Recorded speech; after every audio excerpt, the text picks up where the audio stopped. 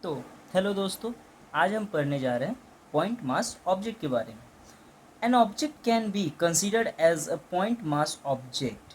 कोई भी एक ऑब्जेक्ट, कोई भी वस्तु तभी कंसिडर्ड हो सकता है, तभी हम उसको मान सकते हैं पॉइंट मास ऑब्जेक्ट के रूप में, जब if the distance travel by it in motion is very large in comparison to its dimension.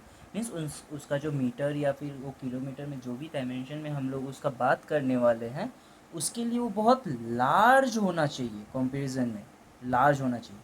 For example अगर हम देखें तो ये आपका घर है और यहाँ से यहाँ आपका स्कूल, ठीक है। घर पे आप यहाँ खड़े हो, यहाँ से ये स्कूल है, यहाँ का दूरी है 5 किलोमीटर।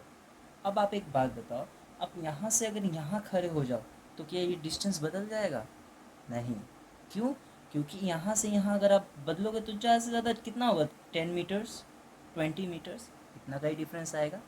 बट ये किलोमीटर में कोई फ़र्क आएगा? 10 मीटर 20 मीटर से किलोमीटर में कोई फ़र्क आएगा? नहीं आएगा। इसीलिए हम इसको पॉइंट मास ऑब्जेक्ट मान सकते हैं। बट यही इसी चीज़ को अगर हम किसी और ढंग से देखें, जैसे ये आपका घर हुआ, ठीक है, और ये आपका स्कूल हुआ, इसके बीच की दूरी है कितना? 5 किलोमीटर। बट अब आपने क्या किया, ये आपका घर है, आप वहाँ ना रह के आप अपने किसी चाचा के घर में थोड़ा सा दूर हो, आधा किलोमीटर 1 किलोमीटर दूर हो, आप वहाँ चले गए। अब वहाँ से स्कूल का दूरी हो गया 6 किलोमीटर। तो ये जो 1 किलोमीटर का फ़र्क है, इसको आप नेगलेक्ट नहीं कर सकते हो। इसीलिए हम इसे पॉइंट मास ऑब्जेक्ट के रूप में नहीं मान सकते हैं, क्योंकि इन दोनों के बीच का जो गैप है उसे हम लोग नेगलेक्ट नहीं कर सकते हैं।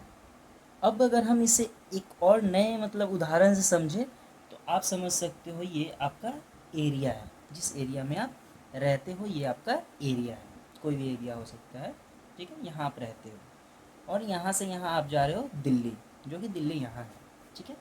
अब ये जो आपका एरिया है, मान लो 5 किलोमीटर में ये पूरा फैला हुआ है, 5 किलोमीटर में, और दिल्ली स्टेशन भी 5 किलोमीटर में फैला हुआ है। अब आप इस पॉइंट पे खड़े रह के कह सकते हो कि आपके यहाँ से ये दिल्ली कितना 1000 किलोमीटर दूर है, ठीक है, 1000 किलोमीटर दूर है। अब आप एक बात बताओ, आप इस एरिया में हो, ये 5 किलोमीटर का एरिया है, अगर आप यहाँ खड़े रह के बोलो तो भी आप यही बोलोगे ना कि हाँ, आप ये तो नहीं बोलोगे आप 1005 किलोमीटर हो गया, 1006 किलोमीटर हो गया, नहीं, आप यही बोलोगे कि हाँ, यहाँ से दिल्ली 1000 किलोमीटर।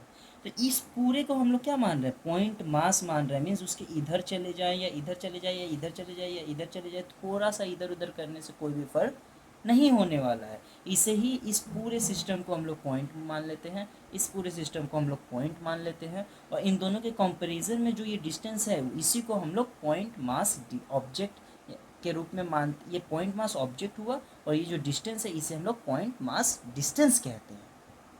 तो आई होप आपको ये समझ में आया होगा। Thank you.